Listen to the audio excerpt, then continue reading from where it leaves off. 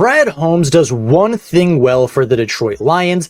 It is drafting quality players, whether it be Penei Sewell, Aleem McNeil, Amon-Ra St. Brown, Derek Barnes, Aiden Hutchinson, Jamison Williams, Kirby Joseph, or any of the all-pro, Pro Bowl starting caliber players that the Detroit Lions have. Most of them came from the NFL draft, and many of them came outside the first round. Guys like Amon-Ra St. Brown, Kirby Joseph, Derek Barnes, even Aleem McNeil were all players drafted on day 2 or day 3 of the NFL draft that turned into absolute stars and players that many people didn't believe in. Many people wrote off as day 2, day 3 selections, maybe one day being role players, but certainly never being superstars. And yet here they are today. They are superstars, they are well paid, and they are franchise cornerstones of the Lions. Now, as of recently, really the last year or so, there have been people that have said maybe Brad Holmes got lucky, right? Maybe last year's class wasn't very good and that this year's class is pretty underwhelming because there wasn't a lot of flash to it. There was defensive tackle, 2 offensive linemen, a safety, an edge rusher in the later rounds, and really there wasn't any big playmakers, right? There wasn't any huge names that you were hearing on ESPN or NFL Network that really excited people for this draft class, and yet I think it could be a really important class moving forward. It may not have all pros or Pro Bowlers like the 2021 class. It may not have the most explosive weapon in the NFL and a defensive player of the year candidate like 2022. It might not even have as many starters as the 2024 class with Terrion Arnold and Christian Mahogany turning into really good starters down the line.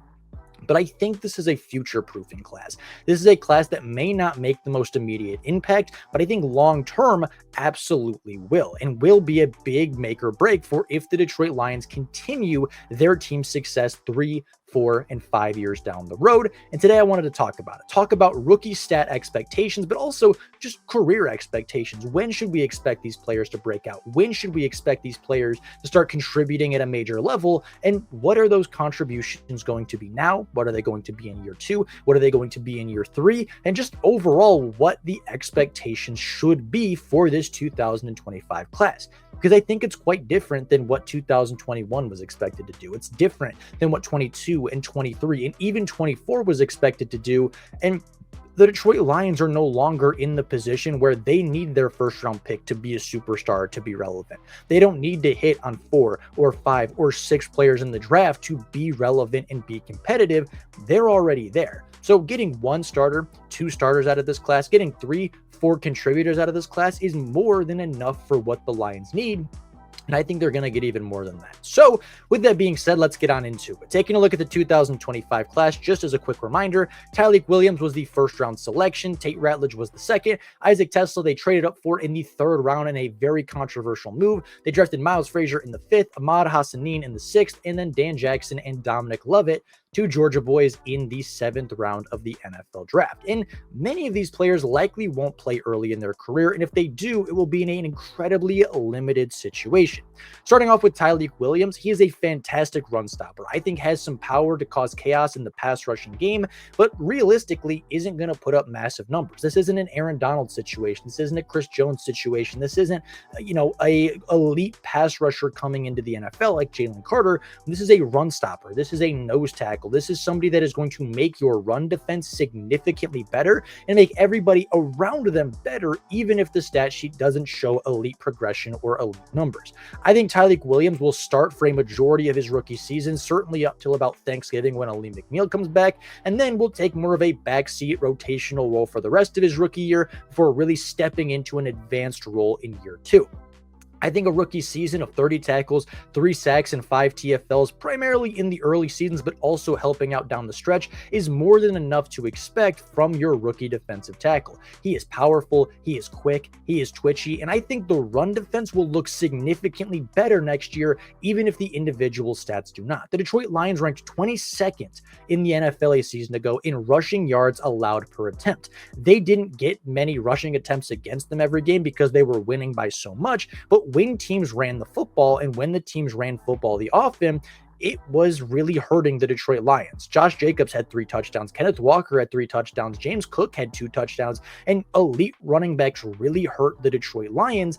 And I don't think that's going to be the case next year. I think they're going to be deeper at defensive tackle, and I think Tyleik Williams will be a team improvement type of player, even if the statistics don't necessarily show it.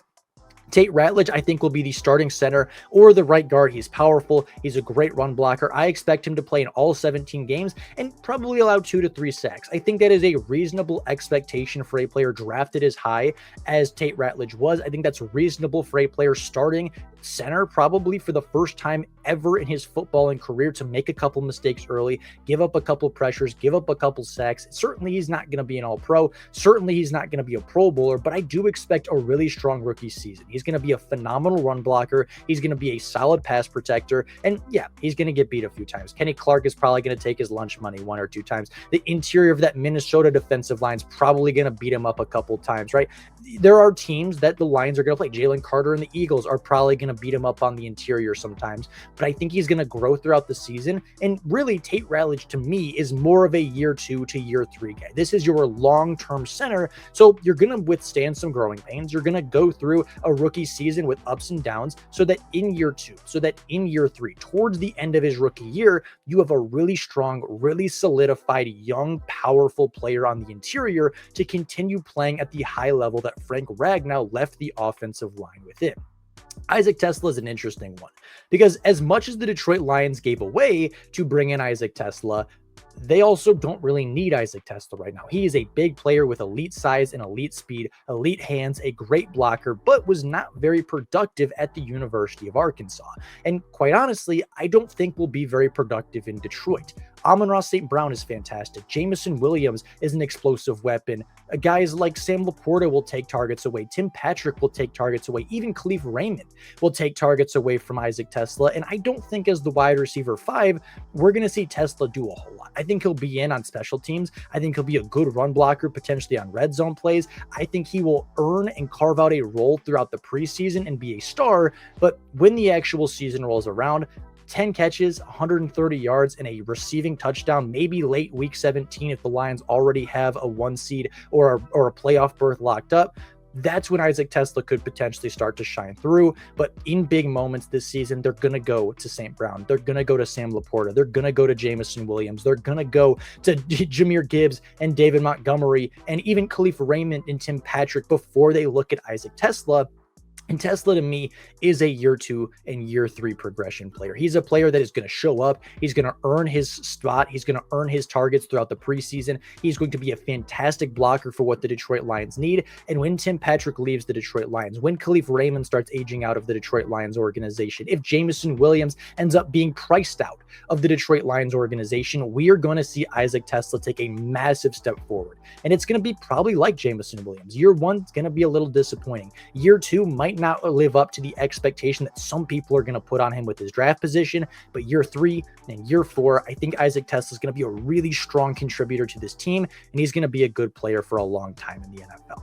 Miles Frazier, I think, again, much like Isaac Tesla, is not an immediate need. He's not going to start over Graham Glasgow or Christian Mahogany on the offensive line. He's not going to start over Tate Ratledge at center, but come 2026, right? Maybe after a couple spot starts here and there as a rookie, I think he's going to solidify himself as a left or a right guard. Christian Mahogany is going to move to the other side, whatever side Miles Frazier is not playing, and you're going to have a really good or really young interior trio of Mahogany, Frazier, and Ratledge to host the Detroit Lions offensive line for many, many years to come.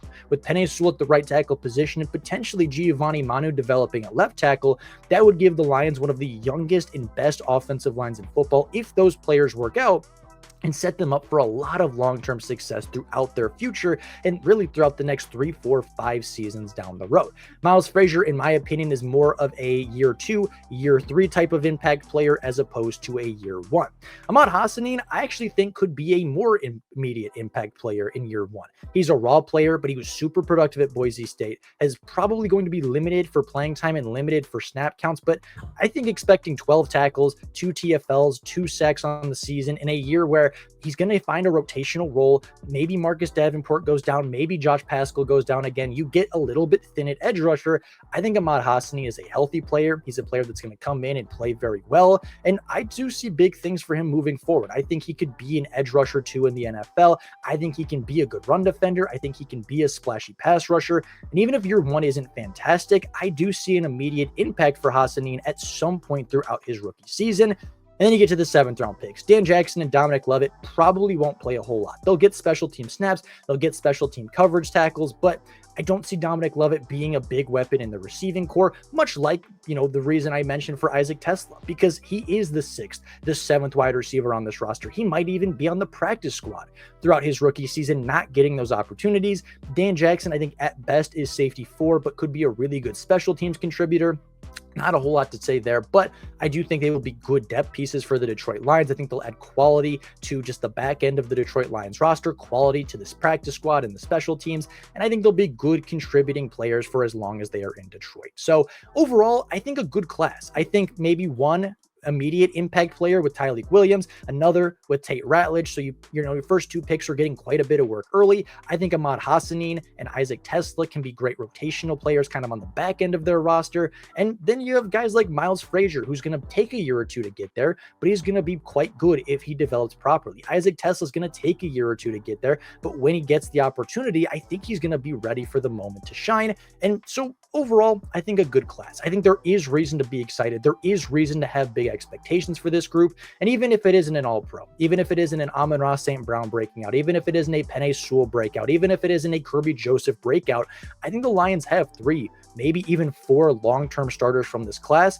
And that is a good class for any team, especially a team like the Detroit Lions, who are already so incredibly talented. But with all of that being said, that is all I got for you guys today. Thank you all so much for watching. Let me know down in the comments below your opinions and your expectations for each and every one of these rookies next season. I'd love to hear your guys' opinions down in the comments below. Who do you think is going to break out? Who do you think maybe is going to get off to a bit of a slower start? Do you have expectations of all of them being starters, some of them being complete busts? I'd love to hear you guys' opinions.